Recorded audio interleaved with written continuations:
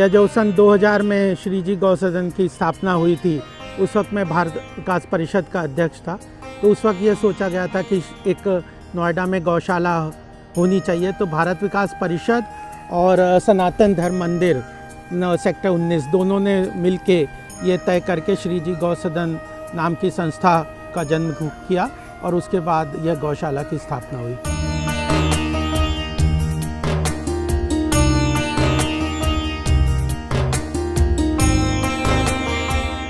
जब ये गौशाला बनने का जब अथॉरिटी को अप्रोच कर रहे थे, जब हमें लैंड नहीं मिल रही थी, 2000 की बात है ये, हम परेशान थे कि क्या करें, कहाँ जाएं, क्या करें। अखबार में न्यूज़ पढ़ी कि डीएम ने अपने कैंप ऑफिस में एक मीटिंग बुलाई है दोपहर को 2 बजे।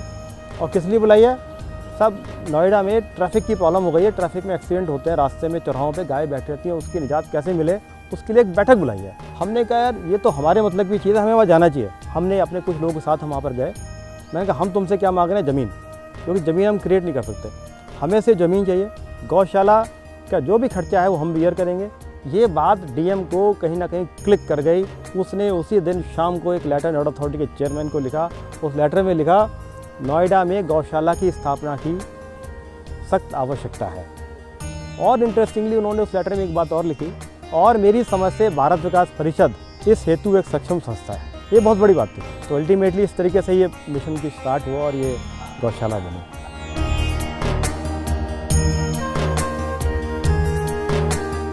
2000 में यह ज़मीन हमको उपलब्ध कराई गई। उस समय हम पुश्ते से आते थे, यहाँ कोई रास्ता नहीं था, और परम पूज्य दीदी माँ रतनबरा जी ने उन्होंने इसका उद्घाटन किया था।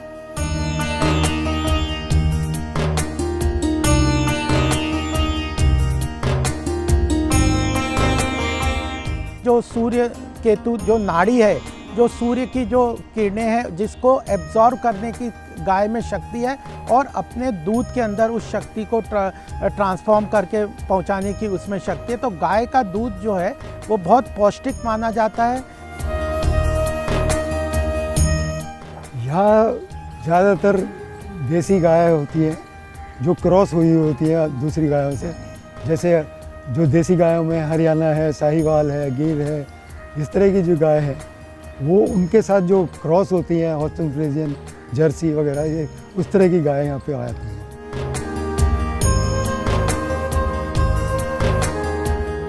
गौशाला में अभी वर्तमान में 18 बाड़े बने हुए हैं, 2 भूसाघर बने हुए हैं, 2 हमारे पास गोबर गैस प्लांट हैं, एक भवन हमारा बना हुआ ऑफिस का और चिकित्सालय का। गौशाला में हम एक लेबोरेटरी भी चलाते हैं।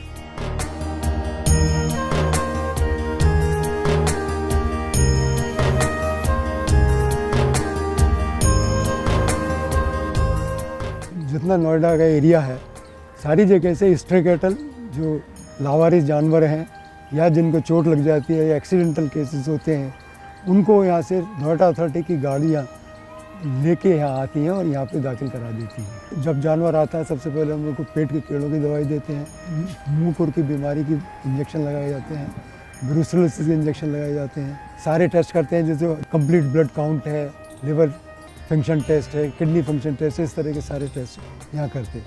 तो जिस तरह की बीमारी उसमें हमें समझ में आती है उसका हम इलाज देते हैं।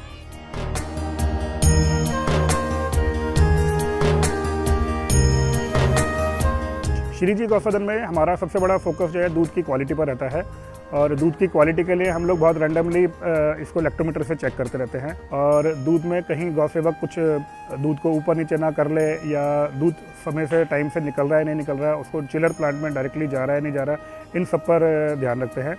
साथ ही साथ गाय हमारी उसको क्या खाने को मिल रहा है उस पर भी हमारा विशेष ध्यान रहता है।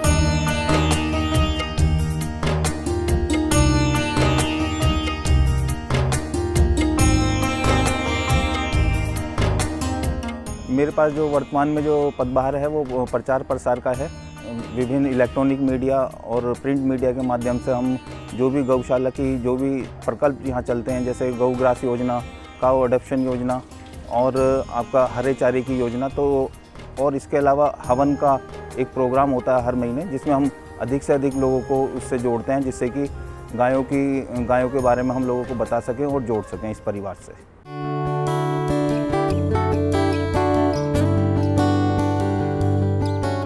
गायों में हरदम पॉजिटिविटी है, एनर्जी है। वह बहुत प्यार रखती है, अपने बछड़ों को जितने प्यार से रखती है। गावः सर्वस्य मातरम, यानी गाय जो है वो सभी लोगों के माता की तरह का व्यवहार करती है। जितने भी जानवर हैं सबसे ज़्यादा काम की चीज़ गाय है। गाय जिस दिन से पैदा होती है और जब तक मरती है, और इवन मरने के बाद में भी उसका हर एक मतलब पार्ट कहें या अंग कहें, वो सारा यूज़ होता है। गाय के गोबर से उपले बनते हैं जो लोग यूज़ करते हैं। उसके अलावा यहाँ गमले बनाए जाते हैं गोबर से, और उसका सबसे ज़्यादा फ़ायदा ये होता है कि वो ख़राब नहीं होते। जैसे मिट्टी के गमले ख़राब हो जाते हैं, ये नहीं ख़राब होते। गौशाला में जो गाय का जो गोबर से वो बनती है, गैस बनती है, उसका यूटिलाइजेशन होता है कि यहाँ तक कि हमारे जनरेटर तक भी उस गैस से चलते हैं। हमारे अभी जो प्रोडक्ट हैं, हमारे 6 प्रोडक्ट हैं। पहला प्रोडक्ट गोनाइल है, जिसकी सबसे ज़्यादा बिक्री होती है, जो 5 लीटर और 1 लीटर में अवेलेबल है। दूसरा प्रोडक्ट गो क्लीन है, जो ग्लास साफ़ करने के काम में आता है। तीसरा प्रोडक्ट हमारा अर्क है, गो अर्क, जो गौमूत्र से शुद्ध होकर के जो कैंसर के पेशेंट वगैरह उसको यूज़ करते हैं। चौथा प्रोडक्ट हमारा गौ की खाद है। ये भी 2 तरह की, एक खाद जो क्रिस्टल गो स्लरी से बनती है और एक दूसरे गौ के गोबर से बनती है। और छठा प्रोडक्ट हमारा गो अष्टक लकड़ी है, जो हमारी चिताओं में यूज़ होती है।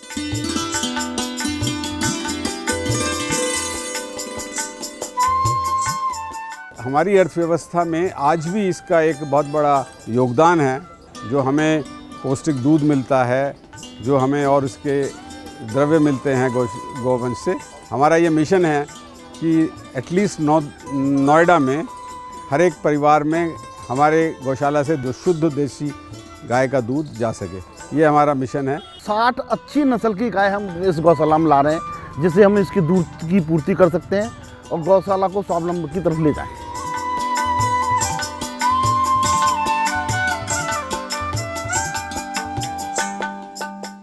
जब मैं बीमार हुआ, ट्रीटमेंट चल रहा था मेरा एम्स में, उसके साथ साथ मैं गो अर्क भी लेता था, और गो अर्क लेने से मुझे बहुत इम्प्रूवमेंट हुआ और मैं स्वस्थ हूँ बिल्कुल। मैं गौ माता की कृपा ही समझता हूँ। डॉग क्लिनिक पे कैलाश कॉलोनी पे काम कर रही थी, वहाँ मुझे स्किन प्रॉब्लम हो गई थी। जब से मैं यहाँ गौशाला में आई हूँ, मुझे 1 मंथ हो गया है, तो मेरी सारी स्किन प्रॉब्लम एकदम नॉर्मल हो गई है।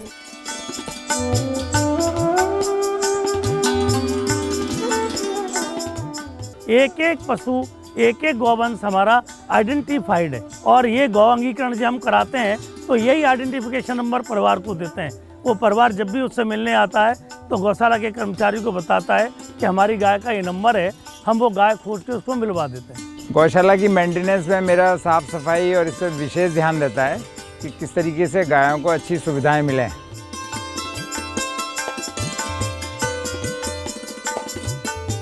गौग्रास योजना हमने चलाई हुई है कि जिसमें कोई भी परिवार अपने घर से 500 रुपये महीना, 1000 रुपये महीना, 2000 महीना जितना भी देना चाहे वो दे सकते हैं। उसके अलावा हमारे पे काउ अडॉप्शन स्कीम है कि किसी को भी कोई गाय को अडॉप्ट करना है कि भाई वो अपने घर के परिवार की तरह रहे, गाय रहेगी यहीं पे, हम सारा खर्चा वो करेंगे। उसके 11,000 रुपये साल के हम लोग लेते हैं, और गाय से कभी भी आके मिल ले अपना, उनके नाम की घंटी बजा जाते हैं।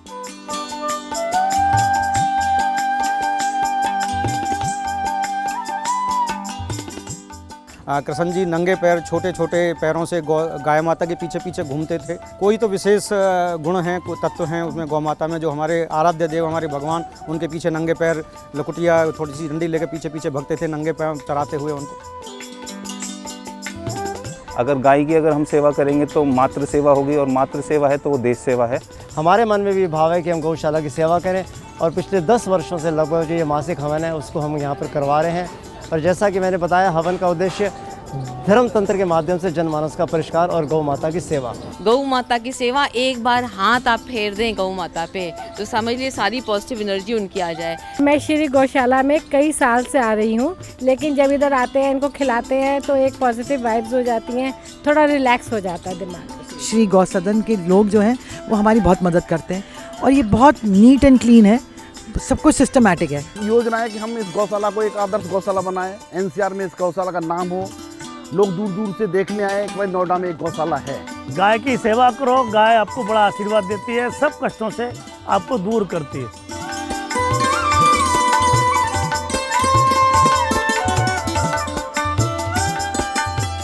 मैं सभी शहरवासियों से आग्रह करता हूँ, निवेदन करता हूँ कि अपने परिवार के साथ, अपने बच्चों के साथ एक बार अवश्य श्री जी गौसदन सेक्टर 94 नोएडा में आएँ और गौशाला का भ्रमण करें, देखें और हम लोगों को प्रेरित करें। श्री राम कथा का गौशाला के सहायतार्थ श्री राम कथा का आयोजन है। मंगलमय परिवार नोएडा के तत्वाधान में कथा आयोजित की गई। जब गौशाला परिवार ने कहा कि भी इस कथा के माध्यम से गौशाला को भी गौशाला की सहायतार्थ एक कथा होनी चाहिए, तो हम लोगों ने तय किया कि भी ठीक है, गौशाला की सहायतार्थ होगी। और गौशाला में हम लोगों ने 4 चीज़ें, 2 बाड़े, 1 भूसाघर, 21 कमरों का कर्मचारियों के लिए आवास और 60 अच्छी नस्ल, उन्नत नस्ल की गायों को डोनेट करवाना और साल भर का उन गायों का खर्चा समाज से लेना, इस तरह के प्रयास किए। कथा के माध्यम से हम समाज के माननीय लोगों के पास गए और हमें इसमें भरपूर सफलता मिली। हमें लगभग 100% कमिटमेंट इस काम के मिल चुके हैं।